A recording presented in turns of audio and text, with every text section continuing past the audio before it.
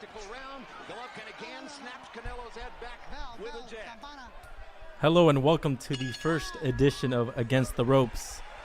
Calling the action is myself, Christian Mosqueda Ramos, alongside Gio Garcia. Yes, sir. Hello, everybody. Hope you guys are doing well. Hope you guys have your popcorn ready. Canelo's the man. And Chris Rodriguez. Let's go. Let's go. All right, guys, let's jump into it. We're talking about the fight of the weekend, the big clash of the middleweights. Yeah. Canelo and Triple G, of course. So, guys, how did you guys score it? I scored it just like the judges had it. Which one? 115, 113. Canelo. And why do you feel like he won this fight around Gio? He just won more rounds. That's it. Chris, how did you see it? Oh, I had it as a draw. Oh, he had a draw. 114. The last round I had heading to the 11th round, I had Triple G winning it by 1 round. Okay. And then the 12th round is kind of hard to debate like who won it, but I kind of gave it to Canelo towards the end, like that final minute. That 12th round? Mm-hmm. Yeah, I think that's one of the things we talked about when we're watching live.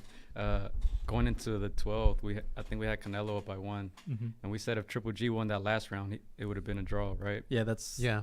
something that we talked about. Honestly, I did not know because there were so many rounds that were so close, but and Max Kellerman said it best. Canelo was just winning the story.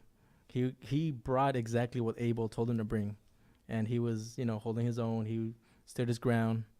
He's throwing shots back, but it was going into that 12th round. I just knew that Triple G with these judges with Vegas, he wasn't going to be up, and so we said it. He has to win these 2 rounds to at least get that draw. And convincingly too. Convincingly. Last 2 rounds, he needed them convincingly. And that's the thing that sucks about like Triple G's like stance towards heading to the fight, that he needed to have a knockout to win the fight, because we knew this was gonna happen. A knockout or knockdowns. Mm. Several knockdowns would have helped his cause, and you saw it. If he would have had 1, that would have tilted the fight.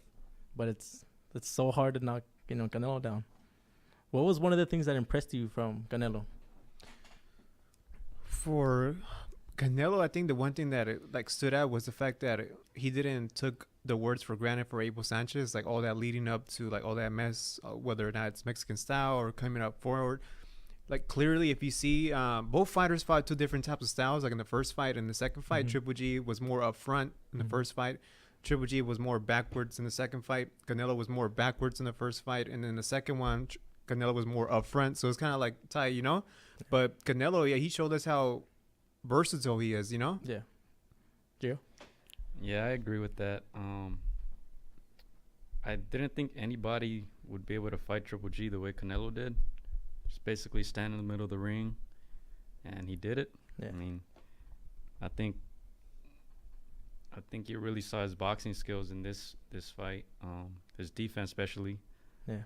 I think that's what impressed me the most. Something that I was very impressed was his stamina. We're used to seeing Canelo gas out, and We'll talk about that later. and he takes some breaks, but he of course both guys were tired, but Canelo impressed me. He did. Yeah, one of the things I thought that was gonna happen, just like it happened in the first fight, he took a little, like those middle rounds off a little bit. Mm-hmm. This fight, he didn't really do that. Nah.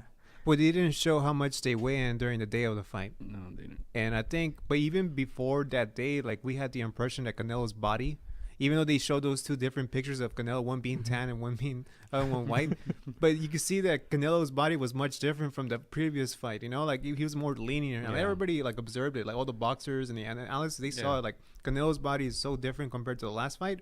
And I think part of it just comes down to like he knew that he was so gassed out in that first fight that he could have probably like done more.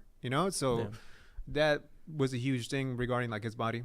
Yeah, and Hopkins actually talked about that too. He said basically that Canelo was going to try to use that to his advantage, being lighter and being the younger fighter too. Yeah. I mean, there was a lot of talk about Canelo, testing positive for clenbuterol, and that is a mass. It leans you out. What are you So- trying to say, man? So So Paulie did say it best earlier in the week that there are some effects, and he feels that there was, even though 6 months passed and even though he faced his suspension, he believes that Canelo still He's still on something not well, that there was some effects that still helped him that's out, still there. and so we can't. I mean, obviously we can't accuse. But do you feel like maybe that he has a point to that? Paulie does have a point, but it's not Canelo's fault. Like why he's in that situation.